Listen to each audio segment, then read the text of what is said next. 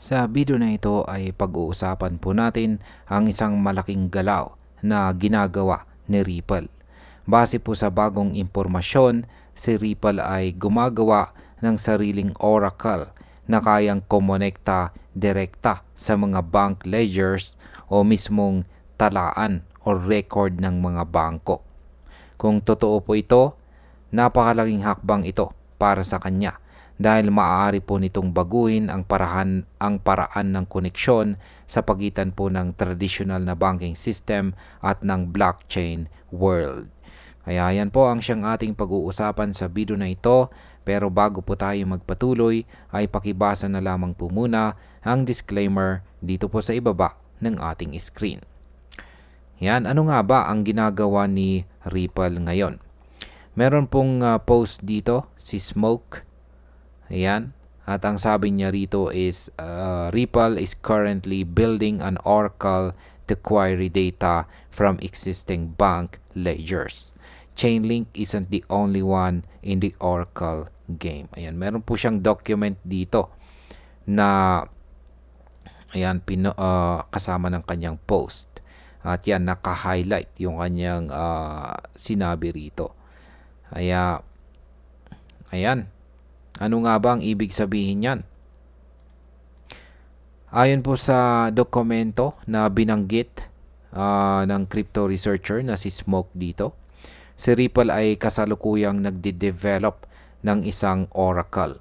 Ang layunin nito ay i-query or hilahin ang data mula sa mismong mga record ng bangko imbis na mula lang sa mga blockchain or smart contracts. Kung iisipin, malaking bagay ito dahil ang mga oracle ay parang tulay or bridge. Sila ang nagdadala ng impormasyon mula sa labas ng blockchain papunta sa loob nito. Sa kaso po ni Ripple, hindi lang basta data sa blockchain ang kinukuha niya, kundi data mula sa mismong banking system. Ang possible market impact po dito ay kung magtagumpay po si Ripple dito, mas tataas ang tiwala ng mga financial institutions sa kanya. At kapag pumasok po ang mas maraming bangko sa paggamit ng kanyang technology, maaaring tumaas po ang demand kay XRP dahil ito ang pangunahing digital asset na konektado sa Ripple ecosystem. Ngayon ay ano po ang pinagkaibay nito sa ginagawa ni Chainlink? Si Chainlink ay matagal nang kilala bilang leader sa Oracle space.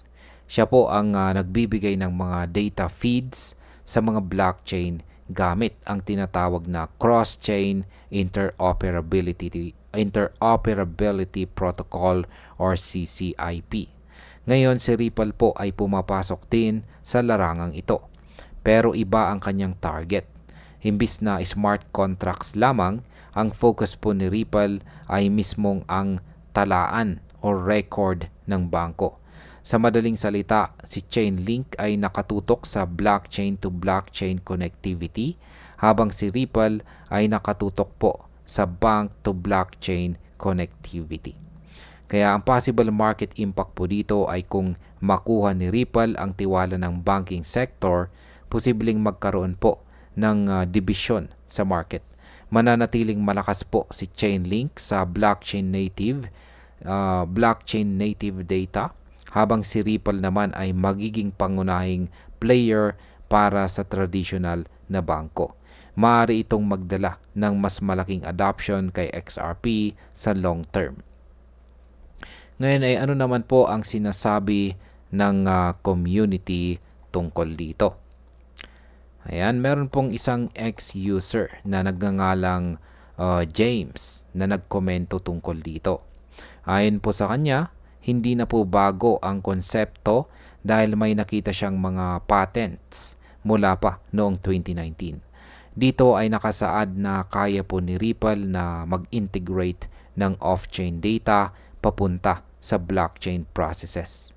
Ibig sabihin, matagal nang pinaplano ni Ripple ang project na ito at ngayon lang mas lumilinaw ang direksyon.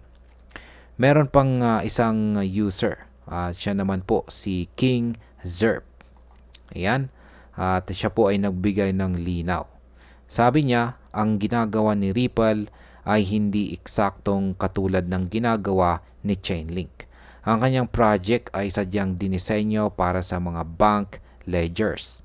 Kaya malinaw na iba ang application at hindi direktang kalaban ni Chainlink. Ang possible market impact po dito ay ang mga ganitong development ay nakakapagbigay po ng dagdag na kredibilidad kay Ripple. Kapag nalaman ng mga investor na mayroong long-term plan si Ripple mula pa noon, mas lalaki po ang kumpiyansa nilang mag-invest. Ngayon ay ano po ang mas malalim na kahulugan ng hakbang na ito? Kung maisakatuparan ni Ripple ang kanyang Oracle, mas madali nang makakonekta ang traditional na mga bangko sa blockchain. Hindi na nila kailangang iwan agad ang kanilang kasalukuyang sistema dahil maaari na silang mag-link gamit ang solution ni Ripple. Ito po ang magiging bridge para sa mga bangko na gusto ng mas ligtas at mas mabilis na paraan ng paglipat or pag-transfer ng data nang hindi na kinakailangang i-convert lahat ng kanilang operasyon sa blockchain. Ang possible market impact po nito ay kung dumami ang adoption mula sa mga bangko, mas lalaki po ang tsansa na si XRP ay magkaroon ng mas matatag na demand. Posible ito rin ang magsilbing susi para mas lumawak ang paggamit ng crypto sa buong mundo. Dahil ang mismong mga bangko ay unti-unting makikipag-ugnayan sa blockchain technology. At ayan, bilang panghuli, kung susumahin, ang hakbang na ito ni Ripple ay isa na namang patunay na seryoso po siya sa kanyang layunin na maging tulay sa pagitan ng traditional na banking system at ng blockchain world. Habang si Chainlink ay patuloy po na namamayagpag sa blockchain native data feeds, si Ripple naman ay pumapasok sa isang mas malawak at mas komplikadong teritoryo, ang mismong mga talaan o record ng bangko.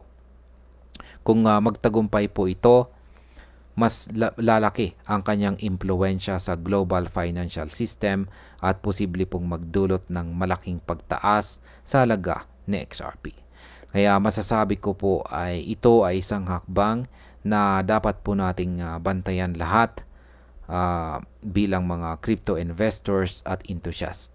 Dahil kung magtagumpay po si Ripple, hindi lang siya maging ordinaryong player sa crypto market, kundi isa po sa mga pinaka-importanting haligi ng koneksyon ng traditional na finance at saka blockchain technology. At ayan, hanggang dito na lamang po tayo sa video na ito mga ka-crypto. Marami pong salamat sa panonood. Ingat po tayo lagi at God bless po sa ating lahat.